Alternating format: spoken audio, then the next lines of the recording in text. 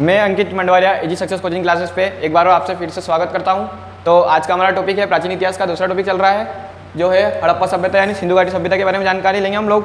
तो आज का स्टार्ट करते हैं हम लोग टॉपिक। तो सबसे पहले हम लोग खोजकर्ता के बारे में जान लेते हैं इसके कि किसने खोज करी थी। तो खोजकर्ता के बारे में बताते हैं कि एलेक्जेंडर कलिंगन, जिसने 1861 में इसकी खोज कर रही थी। और इसका कार्यक्रम 2-3 तरीक़ों से बताया जाता है। तो हमने जो आज लिया है कार्यक्रम में वो है 2350 से 1750 BC तक।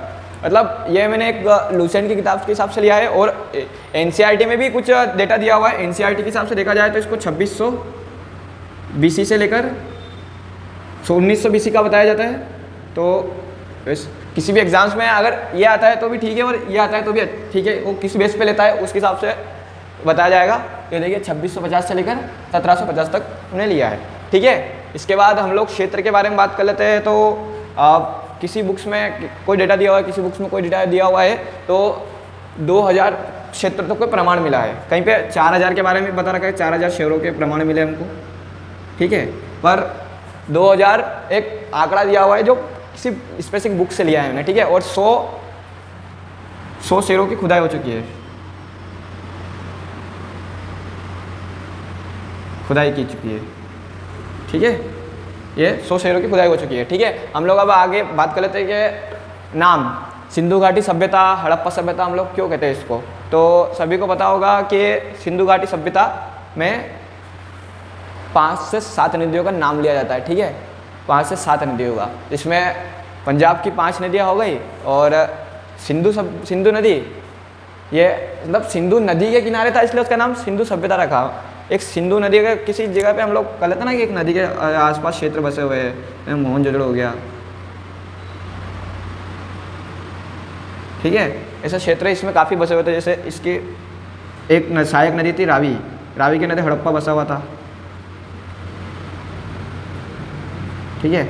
अगर ऐसे ऐसे शहर क्या इससे जुड़े हुए थे, कोई नदी से जुड़ रही तो इधर से जुड़े हुए, तो इसका नाम सिंधु घाटी सभ्यता पहला नदी के किनारे था इसलिए, ठीक है। और पहला क्षेत्र कौन सा था जो हड़प्पा सभ्यता में ढूंढा गया, तो वो है हड़प्पा। हड़प्पा शहर पहला शहर था, हड़प्पा पहला शहर था जो खोजा गया। किसके द्वारा खोजा गया, तो राखलदास बनर्जी, ठीक है, ये ढूंढा गया, ठीक है। तो हम लोग यहाँ तक आ गए, नामकरण तक। यह पहला क्षेत्र था इसलिए सिंधु घाटी हड़प्पा सभ्यता रखा, और नदी के सिंधु नदी के किनारे था इसलिए सिंधु घाटी सभ्यता रखा, ठीक है। हम लोग अब बात कर रहे थे इसके क्षेत्र का और विस्तार किस तरफ हुआ था। तो विस्तार का हुआ था, तो उत्तर प्रदेश में हम लोग उत्तर में चले जाते हैं, उत्तरी क्षेत्र देखते हैं हम, इसका सबसे उत्तरी क्षेत्र। तो हम लोग को जम्मू कश्मीर का मांडा जो है, मांडा शहर है गुजरात, जम्मू कश्मीर का, वो इसका सबसे उत्तरी शहर है, उत्तर के सबसे इलाका में वो है, ठीक है। तो हम लोग पश्चिम की बात कर लेते हैं। तो पश्चिम में हम लोगों को क्या मिलेगा, सुत कांगेडोर जो है आज का बलूचिस्तान में, मतलब आज का पंजाब का जो एक राज्य है बलूचिस्तान में, वहाँ पे हमको इसका सबसे पश्चिमी क्षेत्र मिलेगा, ये देखिए बलूचिस्तान। उसके बाद हम लोगों को दक्षिण में मिलेगा दाइमाबाद, महाराष्ट्र का दाइमाबाद जो है वो हम लोगों को सबसे दक्षिणी क्षेत्र है हड़प्पा सभ्यता का। और सबसे पूर्वी क्षेत्र हम लोगों को मिलेगा आलमगीरपुर, उत्तर प्रदेश, ठीक है। तो हम लोगों ने क्या क्या कवर कर लिया, मांडा, सुत कांगेडोर, आलमगीरपुर और दाइमाबाद, ठीक है। अब लोग हम लोग कुछ भारत में कुछ ऐसे क्षेत्र है जो इसमें हड़प्पा सभ्यता में फेमस थे या फिर ऐसा कुछ इंपॉर्टेंस है उसका। तो कौन कौन से राज्य में है, तो हम लोगों ने दाइमाबाद महाराष्ट्र की बात कर ली, ये आ गया महाराष्ट्र का, ठीक है। और गुजरात में 3 शहर है, लोथल है, धोलावीरा है और सुतकोंडा है, सुतकोंडा, ठीक है। ये गुजरात के क्षेत्र है। किसी भी डायरेक्ट परीक्षा में आपसे पूछा जा सकता है कि ये शहर किस राज्य से में स्थित है। अब हम लोग आगे बात करते हैं कालीबंगा जो क्षेत्र है राजस्थान का क्षेत्र है, जिसको काली चूड़ियों के लिए बोला जाता है, काली चूड़ियाँ मिली है वहाँ पे हड़प्पा सभ्यता की, ठीक है। तो उसको कालीबंगा के नाम से दिया गया है। और इसका एक फेमस क्षेत्र है जो मोहनजोदड़ो,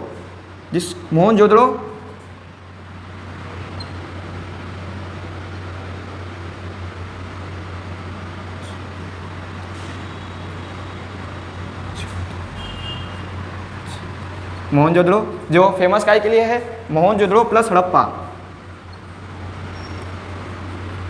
जुड़वा राजधानी कहते हैं इनको, दोहरी राजधानी, क्योंकि सबसे बड़े क्षेत्र थे ये। और आज कहाँ पे है ये दोनों, तो पाकिस्तान के अंदर ये क्षेत्र सीमित है, ठीक है। और इसका हम लोगों को किस किस क्षेत्र में मिलता है, तो हम लोगों को अफगानिस्तान तक इसका क्षेत्र मिलेगा। कहाँ तक, अफगानिस्तान तक, सोरतुई, ठीक है, सोइटुई एक क्षेत्र है इसका जो अफगानिस्तान में है, मतलब एक बहुत दूर तक क्षेत्र फैला हुआ था। कितनी लंबी सभ्यता थी, और सभ्यता थी कितनी, और शहरी सभ्यता थी, कौन सी, नगरी सभ्यता थी, शहरी सभ्यता, नगरी सभ्यता, ठीक है, गाँव ग्रामीण सभ्यता नहीं थी। और आज के इतने पुरानों सालों में हम लोगों को ये देखने को मिलता है। इसकी विशेषता हम लोग और बारे में जानेंगे। अब हम लोग इसके बारे में लिपि के बारे में पता कर लेते हैं। लिपि, तो लिपि कैसी थी, हम लोग कैसे लिखते हैं आज, हम लोग इधर से शुरू करते हैं ऐसे, तो इनकी लिपि ऐसे चलती थी कैसे, तो इसको कैसे बोलते थे, बोस्को फेदन, बोस्को फेदन के नाम से जाना जाता था इस लिपि को, बोस्तो फेदन, बोस्तो फेदन के नाम से इस लिपि को जाना जाता था। मतलब अगर वो राइट से शुरू कर रहे हैं तो लेफ्ट से शुरू कर रहे हैं, राइट में जाएंगे, फिर लेफ्ट से आएंगे, राइट जाएंगे, ऐसे ऐसे ऐसे चलती रहती थी उनकी लिपि।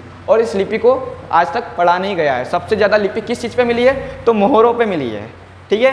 ये भी क्वेश्चन आ सकता है कि सबसे ज़्यादा लिपि किस चीज़ों पे मिली है, हड़प्पा की, तो मोहरों पे मिली है, ठीक है। अब हम लोग मोहर पे ही बात कर लेते हैं। तो मोहर पे बात करें तो सबसे ज़्यादा मोहर हम लोगों को किस जगह मिली है, तो मोहरें हमको सबसे ज़्यादा मिली है मोहनजोदड़ो में। कहाँ पे, मोहनजोदड़ो में हमको सबसे ज़्यादा मोहरें मिली है, ठीक है। हम लोगों को इंटरनेशनल मोहरें भी मिली है, मतलब अंतर्राष्ट्रीय मोहरें भी मिली है, जो दूसरे इसके समकालीन सभ्यता थी ना, जैसे मेसोपोटामिया की सभ्यता, ईरान की सभ्यता, तो मोहनजोदड़ो से मेसोपोटामिया की मोहर मिली है, कौन की मोहर मिली है, ठीक है, मेसोपोटामिया की मोहर मिली है। तो हम लोगों को कौन सी मोहर मिली है, तो बेलनाकार मोहर है, बेलनाकार, ठीक है। और कौन से मोहर अपने यहाँ सिंधु घाटी सभ्यता में कौन से पत्थरों से बनाई जाती थी, तो सेलखड़ी पत्थरों की थी, कौन सी, सेलखड़ी, ठीक है।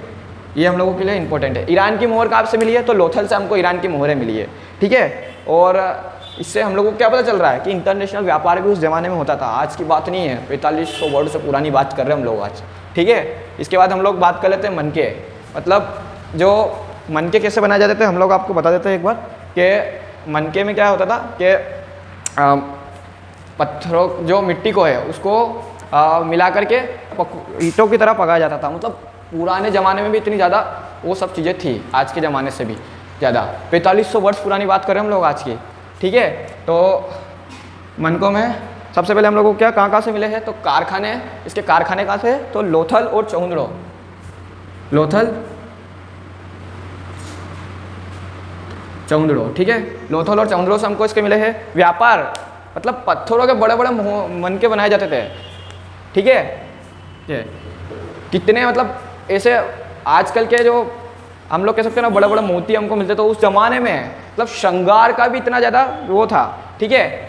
और अगला हमारा था भवन। भवन कैसे थे, तो भवनों की हम लोग बात कर लेते हैं कि शहर के बारे में। तो हमारा शहर कैसे, दो हिस्सों में शहर बटा हुआ था, एक को दुर्ग कहा जाता था और एक को निचला शहर, ठीक है। तो हम लोगों को भवन दोनों में मिले हैं। तो भवन हम लोगों को दोहरी मंजिला भवन भी मिले हैं इसमें। और सबसे पहली बात तो कि जो नगर होते थे, नगर में बाउंड्रीज होती थी, मतलब कोई ऐसे नगर बसा हुआ है तो उसके अंदर ऐसे ऐसे घर बने हुए हैं और ऐसे ऐसे, और उन पर समकोणिक वो सड़कें काटी जाती थी, ठीक है। और भवनों की और विशेषता हम लोग जाने तो समकोण बता दिया मैंने आप लोगों को, दोहरी मंजिला बता दिया, कुएं मिलते थे, भवनों के अंदर कुएं होते थे, ठीक है, स्नानागार होते थे और नालिया की व्यवस्था होती थी, जो आज की ड्रेनिंग सिस्टम लोग देखते हैं ना, वो उन जमाने में मिलती थी, ठीक है। तो आगे की वीडियो हम लोग इसमें जारी रखेंगे। तो आज के लिए इतना ही। तो अगर आपको वीडियो अच्छी लगी है तो लाइक कीजिए, चैनल को सब्सक्राइब कीजिए और अपने दोस्तों के साथ शेयर कीजिए और कमेंट में बताइए कि आपको और कौन सी वीडियोस चाहिए, कौन से सब्जेक्ट की स्टार्ट करें। सिर्फ प्राचीन इतिहास की चल रही है तो जल्दी हम लोग अदर सब्जेक्ट्स की भी स्टार्ट करने वाले हैं। तो इसके लिए बहुत बहुत धन्यवाद।